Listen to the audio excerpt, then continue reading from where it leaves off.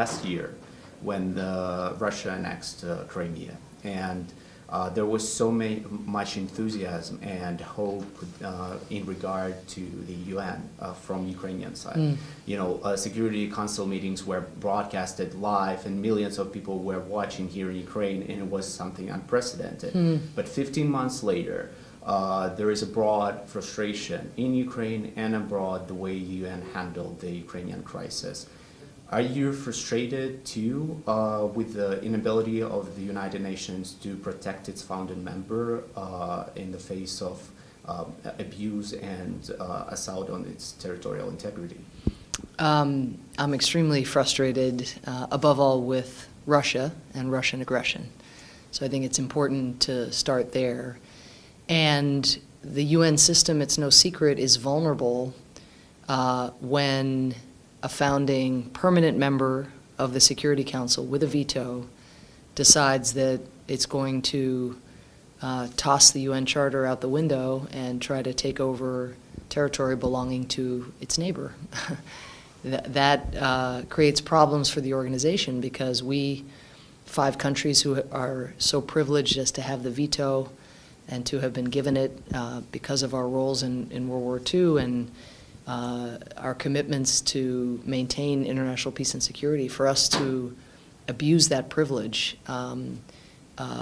really is a disgrace. And that is what Russia has done,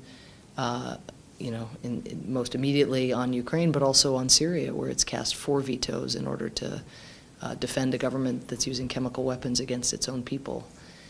So the vulnerability of the UN Security Council and its relative impotence when a permanent member like Russia decides its own interests require ignoring central tenets of the international order has been exposed, for all to see.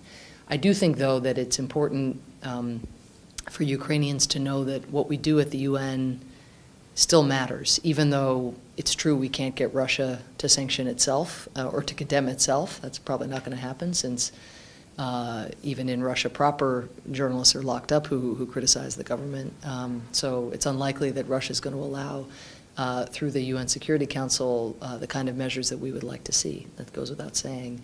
But in the UN General Assembly, we secured, working with our Ukrainian friends, an overwhelming vote on behalf of Ukraine's sovereignty and territorial integrity, one that has not reversed Russian aggression yet in Crimea or in eastern Ukraine, but one that ensures that the maps at the United Nations will never change, that the borders will remain exactly as they should, exactly as they are.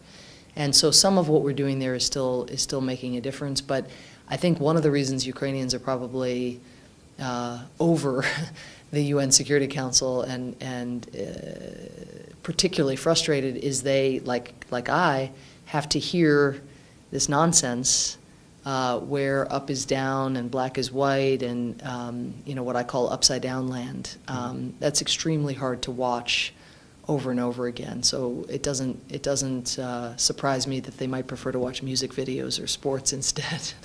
One of the most important things that UN does in this conflict in Ukraine is humanitarian aid. And this is one of the biggest humanitarian crises in the world, with millions of people affected.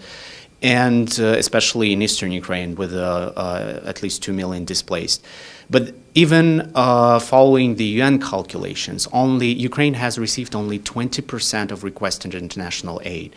Why do you think that this still is not a global priority, and why it's so hard to get a requested amount? Because it's not that it's so expensive either.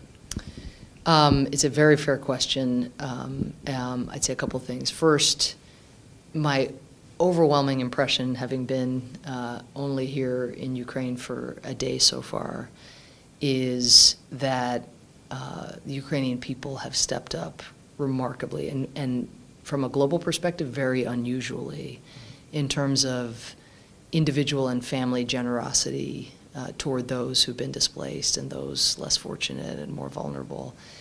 We went to a center or a building that was housing internally displaced families, and just some businessman who opened up his premises and turned it into a dorm room and the gratitude of these families who've lost everything because of Russian shelling and aggression toward a man they'd never met before, and I just get the sense that that's happening across the country. And so I think what's extremely important and kind of has happened to the amazement of the world is how much Ukrainians have themselves shouldered the responsibility to deal with the humanitarian burden.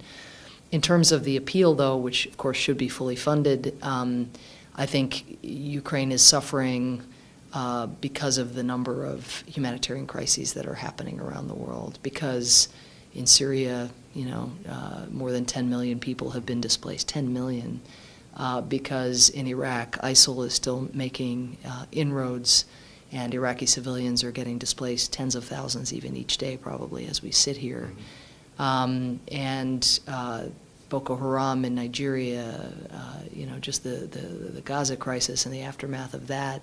There are just so many challenges right now around the world that every dollar is being spread across multiple crises. I mean, there was a time that this happened, even 10 years ago, I guarantee that appeal would be 100% met because you had more resources to deal with fewer challenges. And so it's a really tough time for Ukrainians, and it's rendered tougher by the fact that the world is sort of spread a little more thin across a lot of crises. My last question will be to take a broader picture. When we look at the Ukrainian crisis, the crisis in Syria or in Libya, how do you assure and how do you protect human rights when we have to deal with the increasing power of the world of realpolitik? Well, I think the world of realpolitik and the world of human rights should go together, because the truth is when human rights are abused, people get alienated, they may be inclined to be radicalized. When human rights are respected, governments are held accountable, corrupt leaders are thrown out, government performance increases. When government performance increases, more business comes in. So I think it's leaders who have an interest in repressing opposition and leaders who don't want to hear criticism that have an interest in perpetuating the idea that somehow realism is on one side and human rights are on the other. If you're realistic about what will bring stability and prosperity to your country, it's not carrying out aggression, not perpetuating conflict, letting journalists hold you accountable even if it's painful to hear sometimes. I know firsthand it can be painful. But the kind of the commitments in the UN Charter to human rights and fundamental freedoms and to peace and security, it's a commitment to those values that is realistic and that will bring about rewards to the head as well as the heart.